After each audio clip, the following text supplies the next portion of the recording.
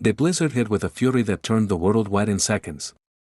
And Logan McKenna had exactly enough time to grab his horse's residential and run for the cave. He'd been checking his trap lines when the temperature dropped bigésimo in as many minutes. The sky turned the color of old bruises. The wind came from the north like the breath of something ancient and hungry. And the snow. The snow didn't fall so much as it attacked. Horizontal and blinding and deadly. Come on, Capper. Logan shouted to his bay, pulling her toward the limestone cliff face he knew was somewhere ahead in the white chaos. The cave? We have to reach the cave. The horse followed, trusting him, even though she couldn't see more than a few feet ahead.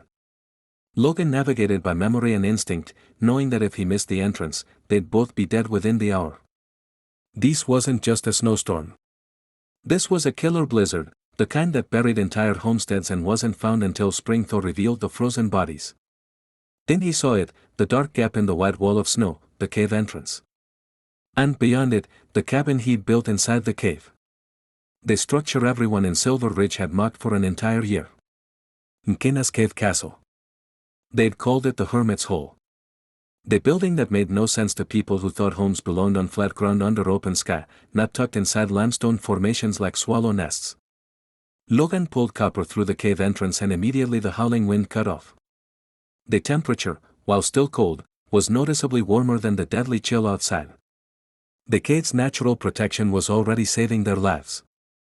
It led the horse deeper into the cave, past the narrow entrance passage, and into the larger chamber where his cabin stood, a solid log structure built entirely within the cave, sheltered by millions of years of stone above and around it.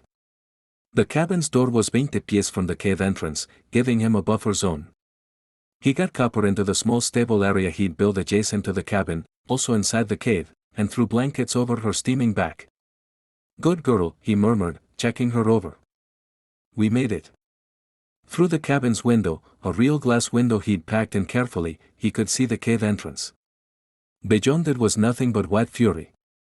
The blizzard that meteorologists would later call the worst in Montana history had arrived, and it would rage for 5 days straight. But inside the cave, inside his cabin, Logan was safe.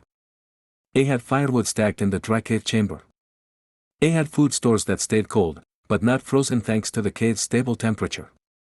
He had water from a spring that flowed year-round deeper in the cave system. He had shelter that no wind could touch, no snow could bury, no cold could fully penetrate.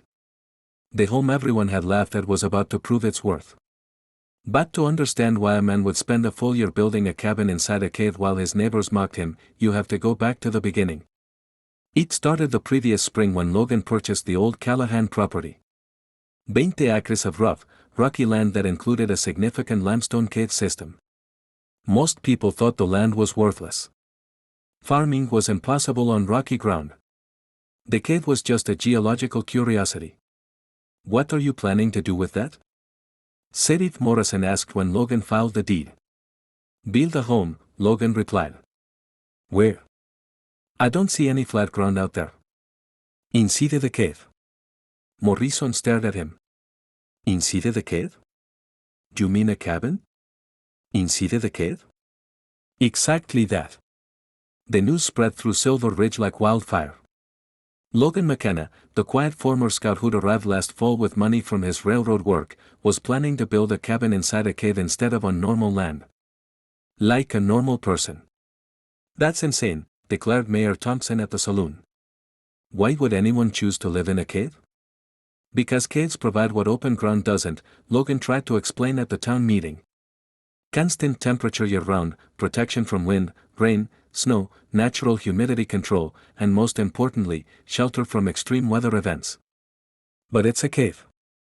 Victoria Hansen protested. "Dark, damp, probably full of bats. That's not civilized. The cave I'm using is dry, well ventilated, and yes, I'll have to deal with some bats, but they're actually beneficial. They eat insects. As for light, I'll have windows and all lamps, and the temperature inside stays around 55 year-round. That's warmer than winter and cooler than summer." "What about flooding?" someone asked. "Cave's flood, not this one. It's elevated above the floodplain, and I've surveyed the drainage patterns. Water flows past it, not into it. For every objection raised, Logan had an answer. But people had already decided building in a cave was crazy.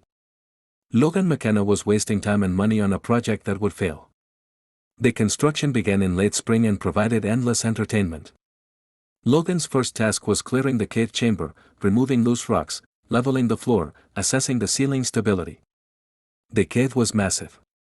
The main chamber where he'd built his cabin was over 30 pies wide and 20 pies high with a naturally arched ceiling that had been stable for millennia.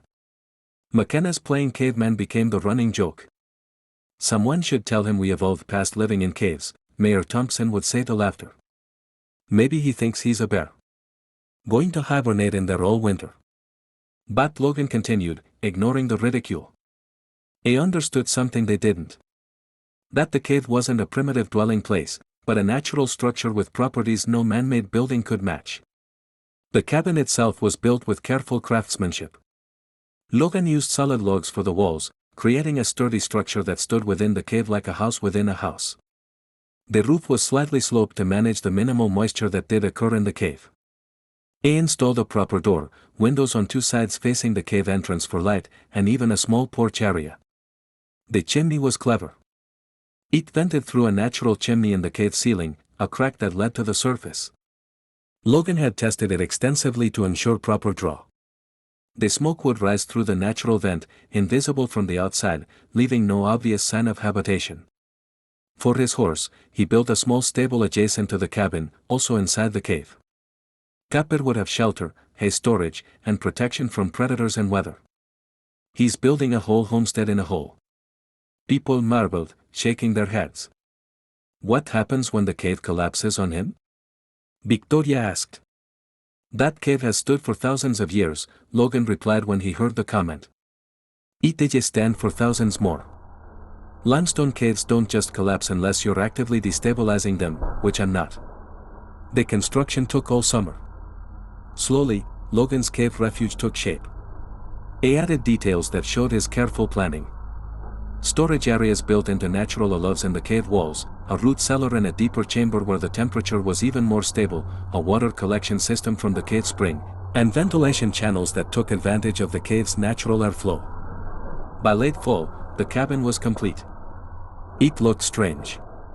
A solid log cabin standing inside a massive stone chamber like something from a fairy tale, but it was comfortable, surprisingly well lit from the windows and all lamps, and remarkably cozy. Logan moved in with Copper, living in his cave refuge while the town watched and waited for disaster. Give it one winter, they said. He'll come crawling back to civilization when he freezes or goes crazy from isolation. Winter came and Logan thrived.